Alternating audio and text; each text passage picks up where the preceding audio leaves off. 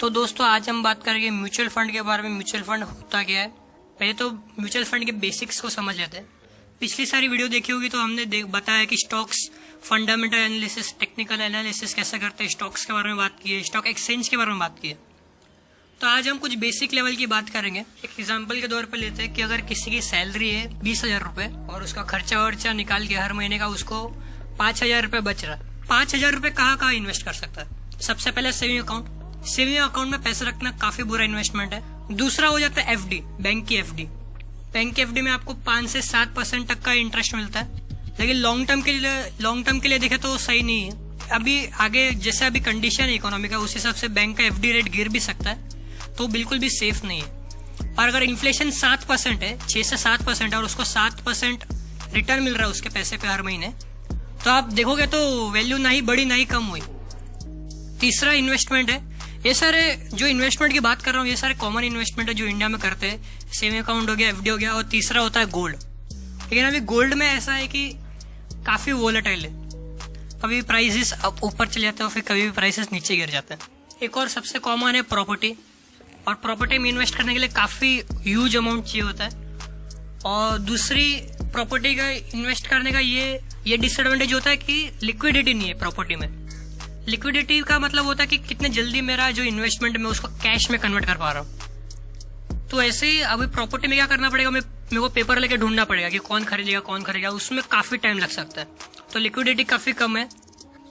तो पांचवी चीज के बारे में बात करते हैं जो है स्टॉक मार्केट, फाइनेंशियल मार्केट, जो भी फाइनेंशियल इंस्ट्रूमेंट है, इक्विटी, डेब्ट, तो उस सब में इन्वेस्ट करना चाहिए। लेकिन वो सब क्या होता है, काफी रिस्की होता है। स्टॉक मार्केट में अगर आपके पास प्रॉपर नॉलेज नहीं है, प्रॉपर इन्फॉर्मेशन नहीं है, प्रॉपर गाइडेंस नहीं है, आपको समझ नहीं है कि आप कहाँ इन्वेस्ट कर रहे हो, कौन सी कंपनी में इन्वेस्ट कर रहे हो, कब खरीद रहे हो, बेच रहे हो, तो आप भाई 5,000 पूरे डुबा सकते हो। तो ये सारे हो गए इन्वेस्टमेंट जहाँ पे इन्वेस्ट किया जा सकता है। तो यहाँ पे म्यूचुअल फंड काफी एक अच्छा इन्वेस्टमेंट आता है, स्पेशली उन लोगों के लिए जो ज्यादा एक टाइम पे ज्यादा इन्वेस्टमेंट भी नहीं कर सकते। म्यूचुअल फंड में मिनिमम इन्वेस्टमेंट स्टार्ट होता है महीने के 500 से एसआईपी के थ्रू, और आप चाहिए तो वन टाइम आप जितना भी अमाउंट चाहिए वो इन्वेस्ट भी कर सकते हो। तो अभी समझते हैं म्यूचुअल फंड होता क्या है। तो होता क्या कि एक होती है एसेट मैनेजमेंट कंपनी, या फिर एक ट्रस्ट होता है म्यूचुअल फंड का।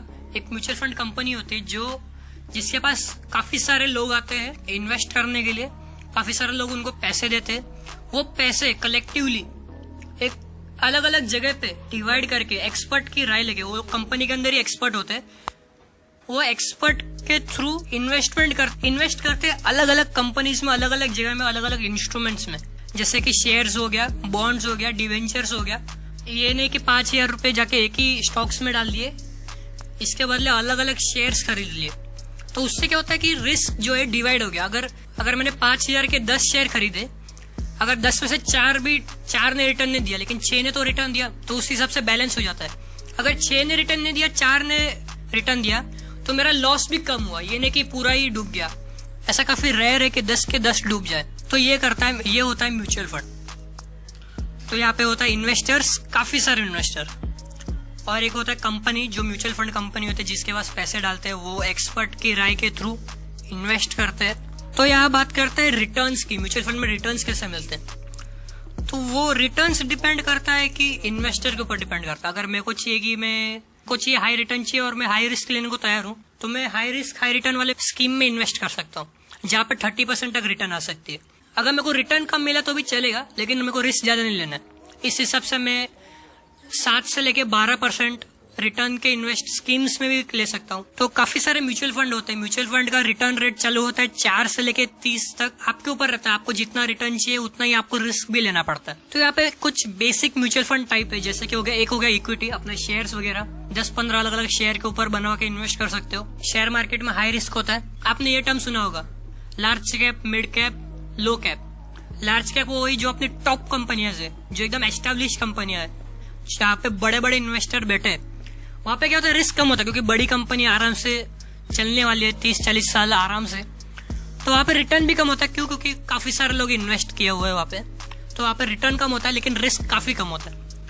और हो गया स्मॉल कैप, अपना हो जाता है जो स्मॉल कैपिटल कंपनी, जो छोटी कंपनी है, वहां पे इन्वेस्ट करना क्या होता है, रिस्की होता है। जो छोटी छोटी कंपनी में इन्वेस्ट किया है वो कंपनी आने वाले 5 साल में काफी बड़ी भी हो सकती है, तो उसकी वजह से रिटर्न काफी हाई मिल सकता है। लेकिन बड़ी नहीं हुई और डूब गई तो आपका रिस्क वहां पे फैक्टर आ जाता है, हाई रिस्क आ जाता है और आपका पैसे डूबने के चांसेस भी हो सकते हैं। लेकिन यहाँ पे क्योंकि म्यूचुअल फंड में अलग अलग कंपनियां में इन्वेस्ट किया हुआ है, तो हो सकता है 10 में से 6 कंपनियां डूब गई, 4 है, तो आपका पैसा तो बच ही जाएंगे, ये नहीं कि पूरा ही डूब जाएगा। ठीक है, तो ये हो गया इक्विटी। दूसरा है डेप्थ इंस्ट्रूमेंट्स होते हैं, depth instruments, debenture, bond, government bond, corporate bond, ये सारे जो होते हैं उसमें इन्वेस्ट करना। फिर हो गया हाइब्रिड। हाइब्रिड में क्या होता है, इक्विटी डेप्थ का मिक्स होता है। इसमें भी रेशियो होता है कि 70% मेरा पैसा डेप्थ में इन्वेस्ट होएगा, 30% इक्विटी में। तो 30% मेरा जो पैसा है वो हाई रिस्क पे और 70% मीडियम या फिर लो रिस्क पे, तो ऐसे भी होता है, उसको हाइब्रिड बोलते हैं। दोनों का मिक्सचर है इक्विटी डेप्थ का। तो यहाँ पे बात करते हैं एडवांटेज और डिसएडवांटेज म्यूचुअल फंड के बारे में। तो सबसे पहले एडवांटेज तो यही है, डाइवर्सिफिकेशन जिसको बोलते हैं। काफी अफोर्डेबल होता है, मिनिमम महीने का 500 रुपए से SIP के थ्रू आप अभी इन्वेस्टमेंट चालू कर सकते हो। आपको ज्यादा नॉलेज भी होने की जरूरत नहीं है, ये नहीं कि आप बैठ के टेक्निकल फंडामेंटल एनालिसिस रन कर रहे हो। आपको बस अच्छी आपके हिसाब से जो आपको स्कीम लगे कि हाँ ये हाई रिटर्न लेना है, हाई रिस्क लेना है, हाई लो रहना, वो आपके ऊपर रहता है। उस हिसाब से आप, लिक्विडिटी काफी हाई होती है म्यूचुअल फंड में, लिक्विडिटी काफी इजी होती है। एक और म्यूचुअल फंड का बेनिफिट होता है कि आप टैक्स बेनिफिट भी कर सकते हो। ऐसे सारे इन्वेस्टमेंट है जिसमें आपको टैक्स नहीं देने पड़ते। तो एट द एंड हमारी तरफ से तो यही एडवाइस होगी कि अगर आप म्यूचुअल फंड में इन्वेस्ट कर रहे हो, अगर आपको स्टॉक्स की बिल्कुल भी नॉलेज नहीं है, अगर आप पार्ट टाइम कहाँ जॉब कर रहे हो या फिर कहीं जॉब कर रहे हो या फिर आपको कुछ बिजनेस है, तो रेदर देन आपको डायरेक्ट स्टॉक में इन्वेस्ट करना, ट्रेडर बनना, इन्वेस्टर बनने से अच्छा है कि आप म्यूचुअल फंड, ये सारे जो म्यूचुअल फंड में जो अच्छे अच्छे स्कीम्स है उसमें इन्वेस्ट करें। ऑब्वियसली रिस्क है, लेकिन कंपेरेटिवली बात करें तो काफी कम रिस्क है। रिस्क के अकॉर्डिंग देखोगे तो रिटर्न्स काफी अच्छे हैं म्यूचुअल फंड में।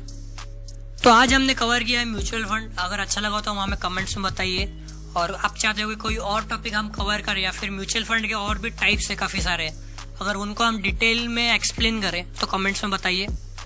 हमारे डिस्क्रिप्शन में इंस्टाग्राम और ब्लॉग का पेज है, उसको जाके फॉलो करिए।